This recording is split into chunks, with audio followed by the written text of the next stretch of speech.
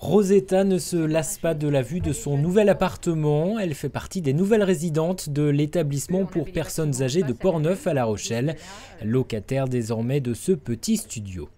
Vous avez la chambre, ensuite vous avez le coin cuisine qui est très agréable puisque vous avez vue sur la mer, sur le lac, sur la mer. Il y a des petites choses à voir encore parce que c'est sûr que c'est pas encore. Moi j'ai demandé un paravent pour arrêter le vent. Ça y est, je vais l'avoir, mon petit paravent. L'établissement compte 30 studios de ce type destinés à des personnes âgées encore autonomes.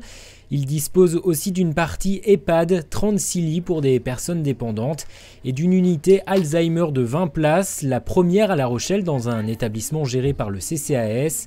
Elle compte à l'heure actuelle 18 résidents, un espace sécurisé à l'accès restreint, composé d'espaces de promenade intérieurs et extérieurs. C'est important parce qu'ils peuvent déambuler à n'importe quel moment de la journée, de la nuit, donc il ne faut pas qu'ils se sentent vraiment renfermés. Ils peuvent sortir comme ils veulent de leur chambre tout en étant en sécurité dans le lieu.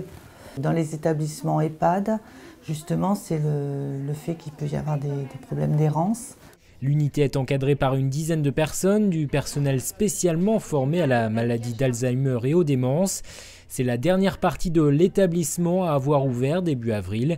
L'emménagement de tous les résidents est désormais terminé et l'équipe est au complet depuis une dizaine de jours. Je ne peux pas vous dire que c'était facile, parce qu'effectivement, le déménagement a déjà été humainement très difficile pour les résidents de Vieljeu, techniquement compliqué, et puis mais il a fallu s'approprier ce bâtiment. Il est beau, bien sûr, mais il faut lui donner une vie, une âme, et c'est tout le travail de l'équipe de l'EHPAD de Portneuf.